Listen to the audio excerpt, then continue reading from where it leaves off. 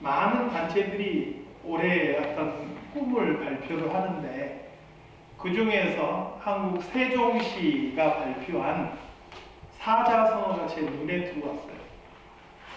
세종시에서 올해 꿈, 소망을 어떻게 사자성어로 발표했느냐? 불망초심이라고 했습니다. 불망, 잊지 않는다. 초심, 처음 마음. 처음 마음을 잊지 않는다라는 뜻이에요. 저는 그 사자성어를 보면서 저 자신을 한번 돌아봤어요. 처음 마음을 잊지 않는다. 계시록에 보니까 우리 주님께서 에베소 교회에 그렇게 말씀하셨어요. 너희가 처음 사랑을 버렸노라. 그러므로 어디서부터 떨어졌는지를 생각하고 회개하여 처음 행위를 가지라. 이렇게 말씀하십니다. 나는 처음 사랑을 여전히 가지고 있는가? 주님을 만났을 때 그 감격과 기쁨, 또 주님을 향한 그 열정이 나는 여전히 내 안에 살아있는가? 돌아볼 때 많이 부족하고 부끄럽다라는 생각을 했어요. 그렇다면 처음 마음 잊지 말아야겠구나. 내 안에 회복돼야 되겠구나. 그런 생각을 했습니다. 올 한 해 많은 다짐과 계획들이 있겠지만 믿음 안에서 여러분들은 어떤 생각과 어떤 마음을 품고 계시는지요? 저는 오늘 본문을 통해서 그래도 이 한 해 믿음의 길을 가는 우리들이 이런 모습들을 목표해서 달려가면 어떨까? 이 말씀을 통해서 나누기를 원합니다. 수요 예배를 들으신 분들은 이거 한 두어 달 전에 함께 살펴봤던 말씀인데 이렇게 생각하실지 모르겠어요.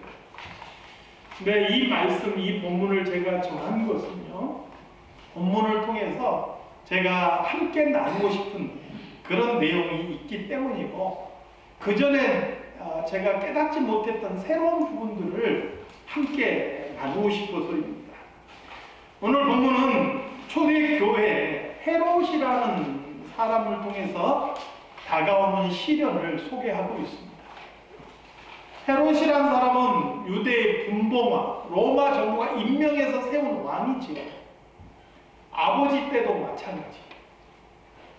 이 헤롯 왕은요, 정통 유대인이 아닙니다. 베두인이라고 해서 팔레스틴 지역에서 떠돌면서 유목민 생활을 하는 사람들 후배예요.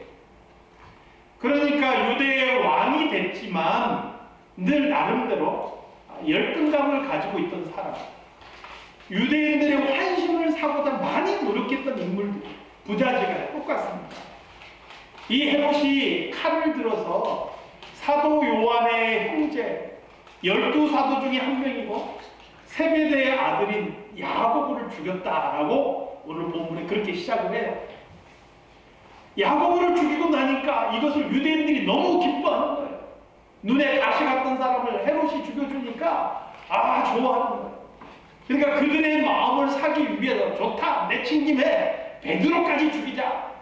베드로를 잡으려고 했고 기어이 베드로를 잡았어요. 문제는 베드로를 잡은 그 기간이 무교절, 유월절 기간인 거예요. 이 유월절 기간에는 사형수를 할 때도 사형을 시키면 안 되는 거예요. 피를 흘리면 안 되는 거예요. 그래서 일단 옥에 가둬놨어요. 유월절이 끝나면 내가 끌어내서 죽이리라.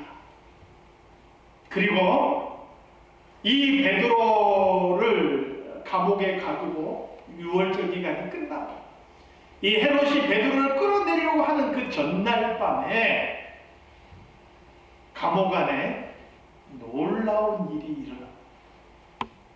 호련히 천사가 나타나는데 감옥 안에 광채가 가득 찹니다. 그 감옥을 지키는 이 4명씩 한 팀이 돼서 4패가 베드로를 지키고 있었고요. 특별히 2명의 군인들이 베드로의 양옆에서 딱 베드로를 못 도망가요. 끼고 그렇게 자고 있었어요.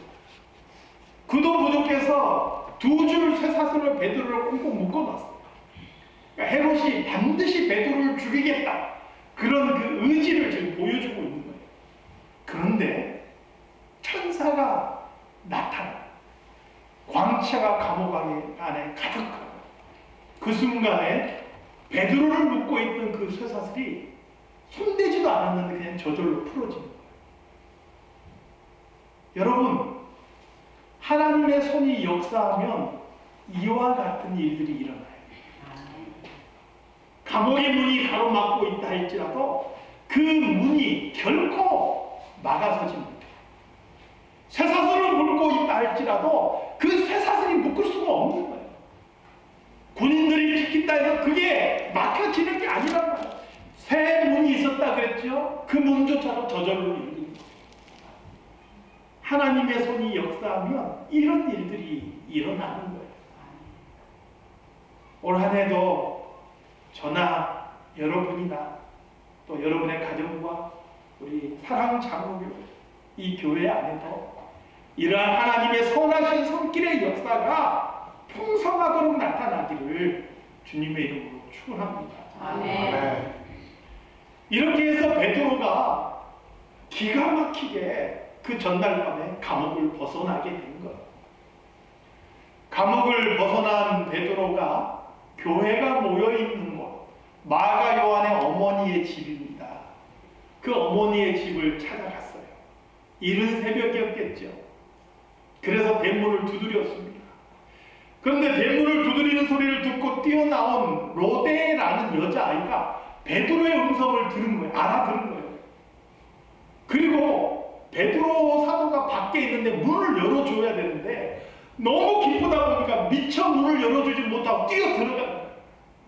그래서 사람들에게 외쳤어요. 여러분, 베드로 사도가 밖에 와 있어요. 그랬더니 모인 무리들이 뭐라 그랬다고요? 미쳤다. 미쳤다. 말이 되는 소리 해라. 베드로가 어떻게 밖에 있어? 감옥에 있지. 그랬더니 로데라는 아이가 아니요, 참말이에요. 이렇게 주장해요. 그때 이번에 또 뭐라 그래요? 그러면 베드로의 천사겠지. 이게 좋게 표현해서 천사라고 표현한 건 한마디로 말하면 오늘 죽을 베드로가 벌써 죽어가지고 그 영혼이 와 있나 보다. 이 소리인 거예요. 교회가 그렇게 반응했다 하는 것이죠. 저는 오늘 본문을 보면서 이 본문을 통해서 두 가지를 함께 살펴보고 나누기를 원합니다. 첫 번째는 감옥 안에 갇혀 있는 베드로의 모습이죠.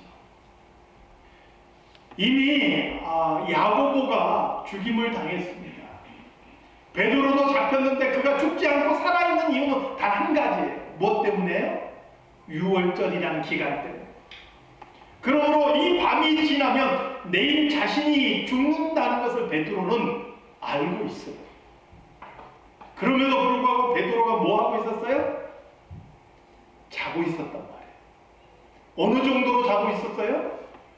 천사가 옆구리를 쳐서 깨울 정도로 깊이 잠들어 있다. 죽음 앞에 서 있는 사람이 어떻게 이렇게 깊이 잠들 수 있느냐라는 거예요. 여러분, 조금만 염려가 생기고 조금만 근심 생기면 잠 못 자는 사람 많습니다. 이 자리에도 계실 거예요. 조금 걱정거리 생기면 두통 오고 불면증 생기고 그러신 분들이 있으실 거예요. 그런데 내일이면 내가 죽는데 어떻게 이렇게 깊이 잠들 수 있느냐는 거예요. 어떤 분은 과연 베드로답다. 예수님 겟세마네 동산에서 잡히시기 전날 밤에 기도할 때도 예수님이 그리 말씀하셨는데 계속 자던 베드로인데 과연 베드로답다 이렇게 말씀하실 분 계실지 모르겠어요.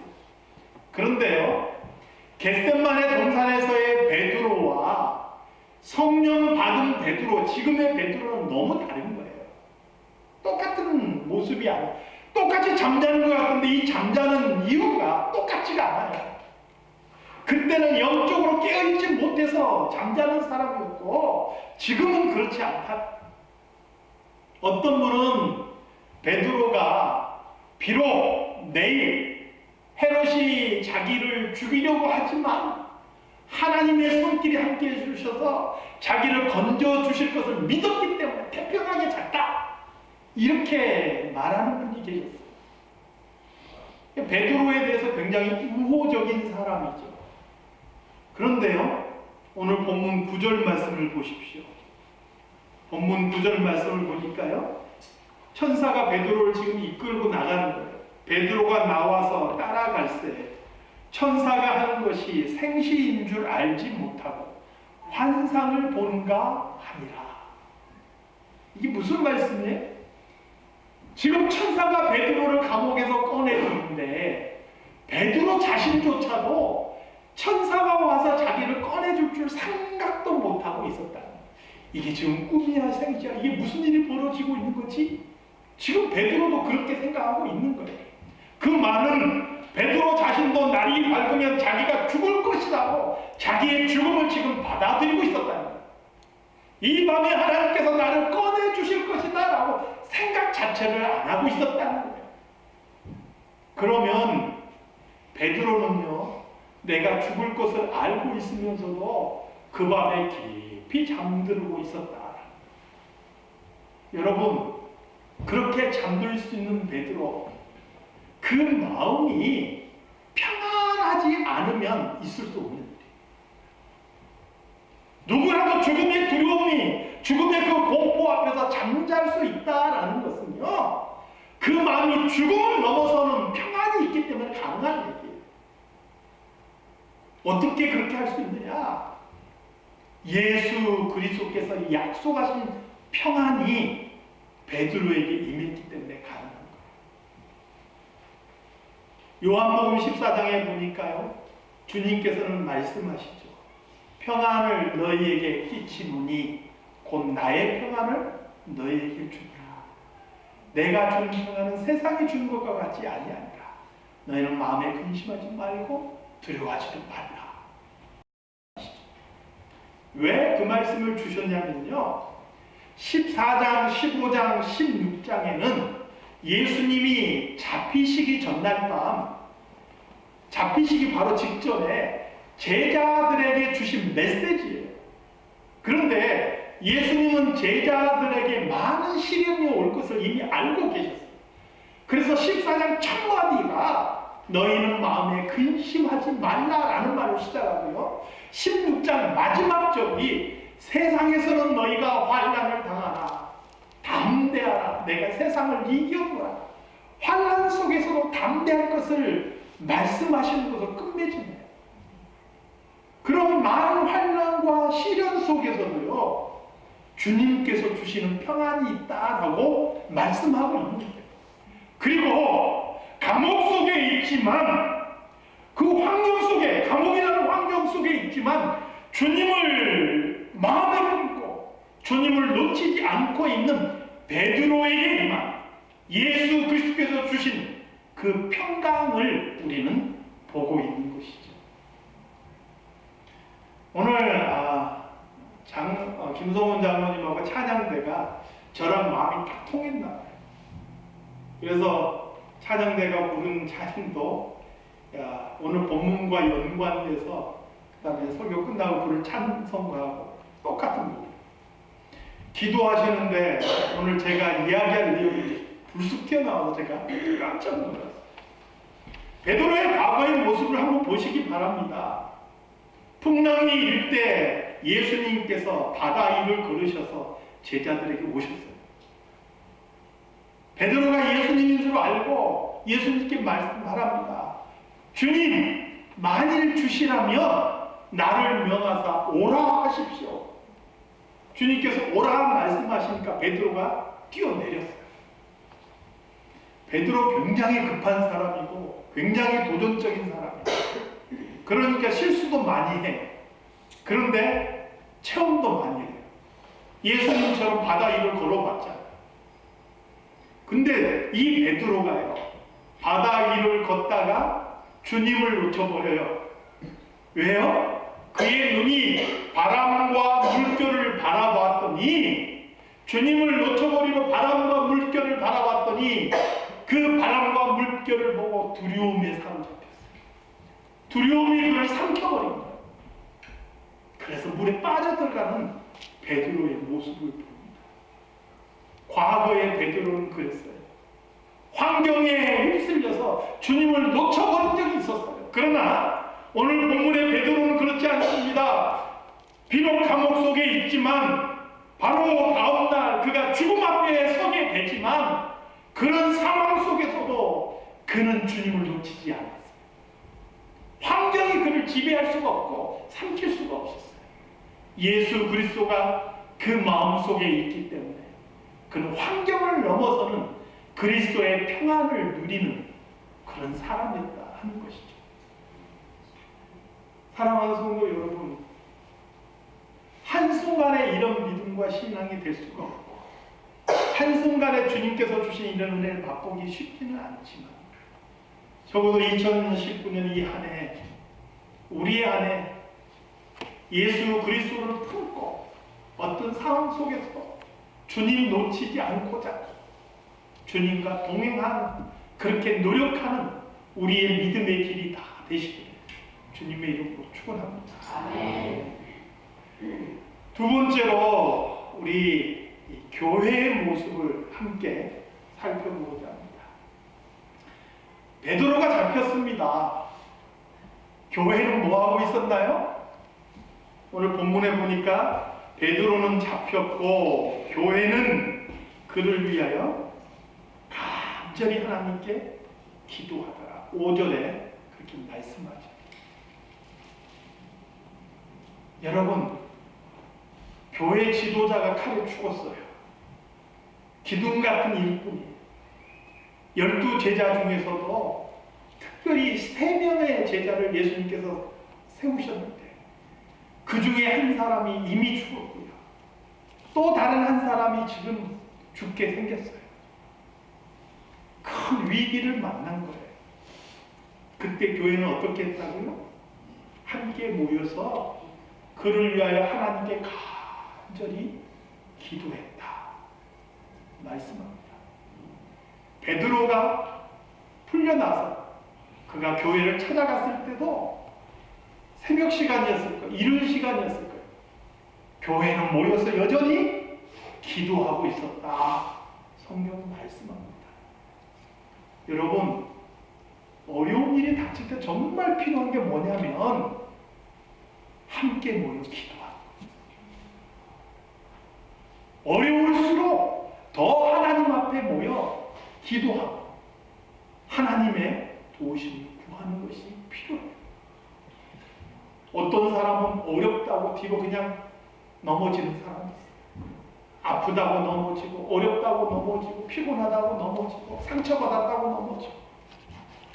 네, 여러분, 상처받을수록 하나님의 품 안에 달려가시기 바랍니다. 어려울수록 하나님 앞에 나가 무릎 꿇으시기 바랍니다.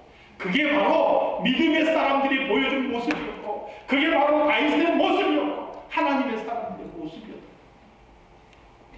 이 2019년 한 해 힘들고 어려운 때마다 함께 모여서 아니면 나 홀로라도 하나님 앞에 나아가서 기도할 수 있는 성도들이 되시기를 바랍니다. 그런데 그렇게 기도한 성도들이 베드로가 문 밖에 있다는 말을 받아들이지 못하고 있는 거예요. 많은 사람들이 이 부분을 어떻게 이해하느냐, 이것은 기도하고 나서 응답하실 것을 믿지 못하는 약한 믿음의 모습이다라고 비판을 해요. 그리고 저도 그런 시각으로 이 본문을 많이 이해를 했어요. 아마 수요일에 설교할 때도 제가 그런 시각으로 설교를 했던 것을 기억을 합니다. 그런데 이것을 한번 가만히 생각을 해봅시다. 초대교회 성도들이 지금 모여서 기도하는데 본문에는요, 기도했다라고만 나왔지 그들이 어떻게 기도했는지는 지금 나와 있지 않아요. 그런데 만약에 이 교회가 모여서 하나님, 베드로 사도를 살려주세요. 베드로 사도를 감옥에서 꺼내주세요. 저 헤롯의 길을 막아주세요. 이렇게 기도했다면 지금 문 밖에 있는 베드로가 기도의 응답인 거죠. 이것을 믿지 못하는 것은 믿음 없는 모습인 거예요.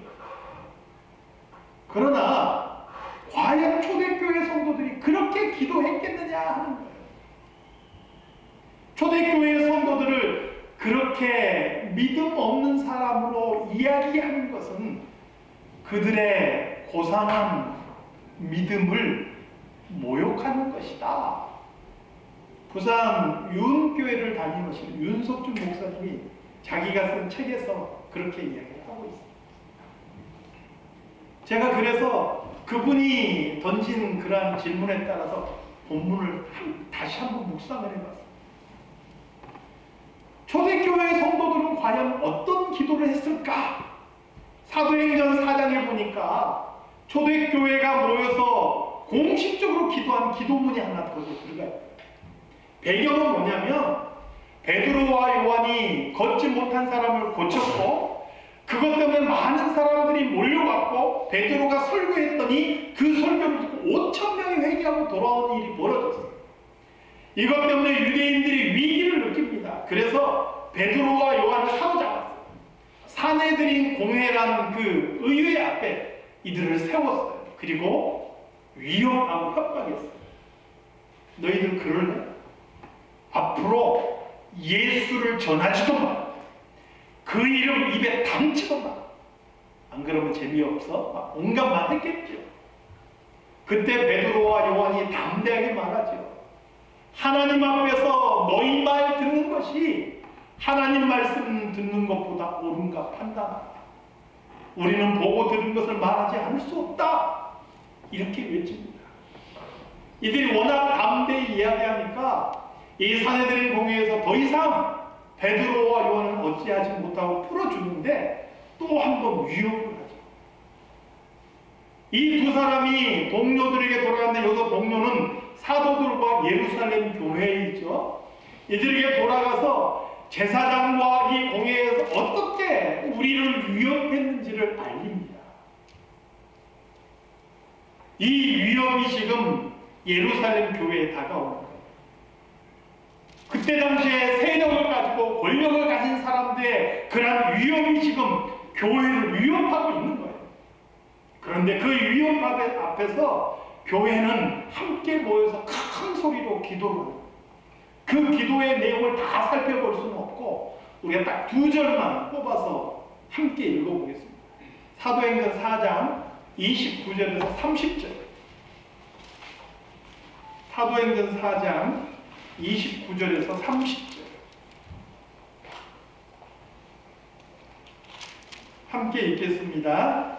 주여 이제도 그들의 위협함을 굽어보시옵고 또 종들로 하여금 담대히 하나님의 말씀을 전하게 하여 주시옵고 손을 내밀어 병을 낫게 하시옵고 표적과 기사가 거룩한 종 예수의 이름으로 이루어지게 하옵소서 하더라. 아멘. 적어도 초대교회 성도들은요, 하나님 우리에게 위협이 다가옵니다. 이 위협에서 우리를 건져주세요. 이 위협을 물리쳐주세요. 저들을 하나님께서 대적해 주세요. 이렇게 기도하지 않았다는 거예요.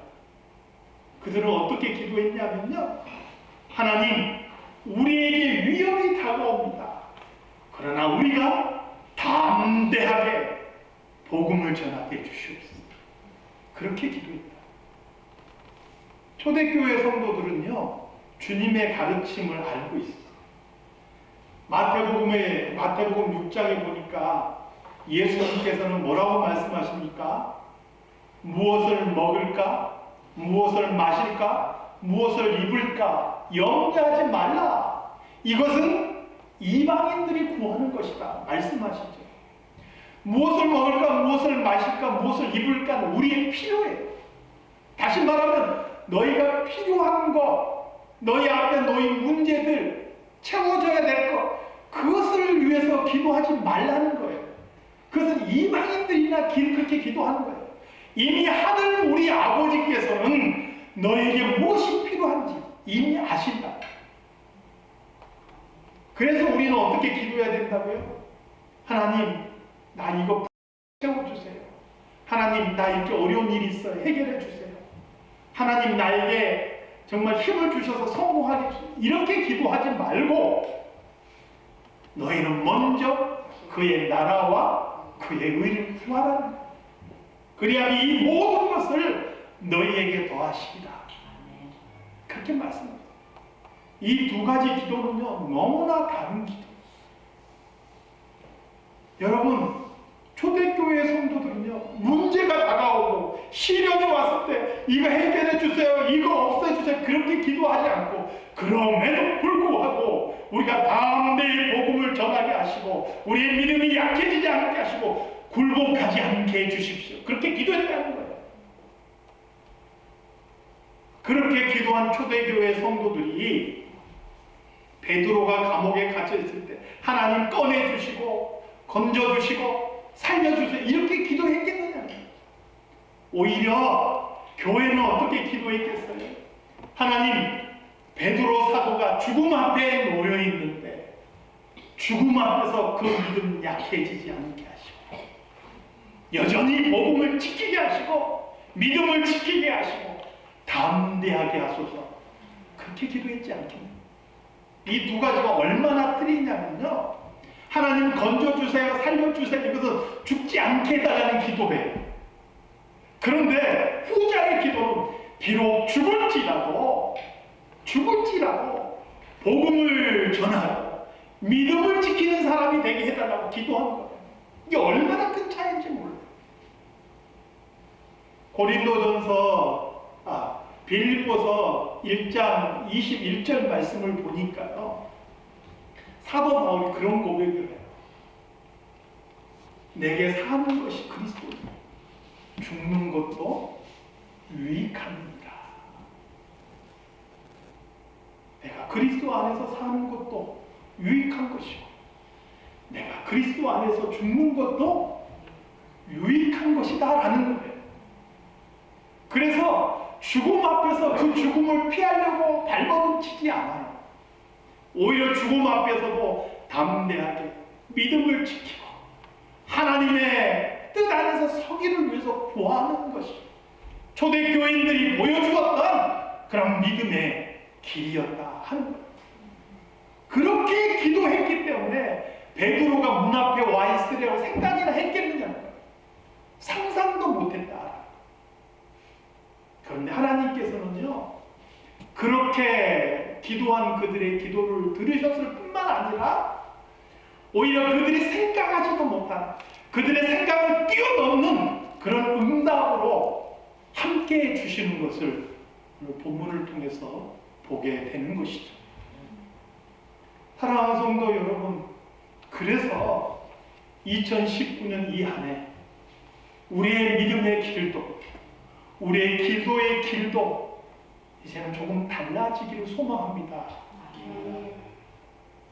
고린도전서 13장 11절 말씀해 보니까 사도 바울이 그렇게 이야기해요.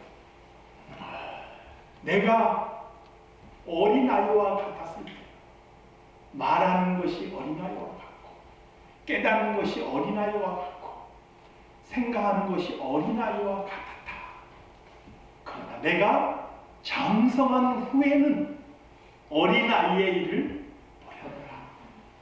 물론 바울이 이야기할 때는 과거 예수님을 알지 못하고 율법에 매여 있을 때를 어린아이로 비교했고요, 예수 그리스도를 통해서 복음을 알았을 때를 장성한 것으로 이야기했어요. 그런데 이걸 우리에게 그냥 적용해 볼 수가 있는 거예요.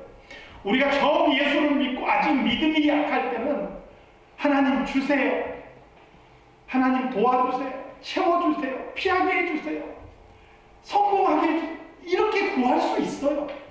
어리니까 어린아이처럼 그렇게 할 수 있다 쳐요. 그런데 우리가 이제 믿음이 쌓이고 또 우리의 신앙의 연륜들이 쌓여갈수록 이제는 어린아이의 길을 버리고 가는 믿음의 길이, 그 길이와 넓이가 이제는 달라져야 되지 않겠느냐. 2019년 한 해 우리 개인으로 꿈꾸는 많은 일들이 있겠지만 우리의 믿음의 길을 향한 우리의 꿈과 계획도 분명하게 우리 안에 있기를 바랍니다. 그래서 이 안에 우리의 믿음과 신앙이 한 걸음 더 주님을 향하여서 가까이 나아갈 수 있는, 정말 초대교회에서 보여주었던 그 믿음, 당장은 아닐지라도 그러한 그 믿음의 길과 주님께서 우리에게 원하신 그 믿음의 길을 향하여 한 걸음 나아갈 수 있는 저와 여러분이 다 되시기를 주님의 이름으로 축원합니다. 아멘. 하나님 아버지, 오늘 이 새해 첫 주 우리가 하나님 앞에 예배하면서 우리가 달려갈 이 믿음의 길에 대해서 다시 한번 생각해 봅니다. 하나님, 여전히 어린아이의 길에 서 있는 것은 아닌지 우리를 돌아보게 하시고, 우리가 어디에서부터 떨어졌는지를 생각하고 처음 행위, 처음 사랑을 회복할 수 있는 저희들이 되게 하여 주시옵소서. 이 안에 달려가는 우리의 믿음의 길이 내 중심이나 내 유익이 아니라 하나님 영광과 하나님의 일을 이루어가는 길이 될 수 있게 도와주시옵소서. 예수님의 이름으로 기도드리옵나이다. 아멘. 찬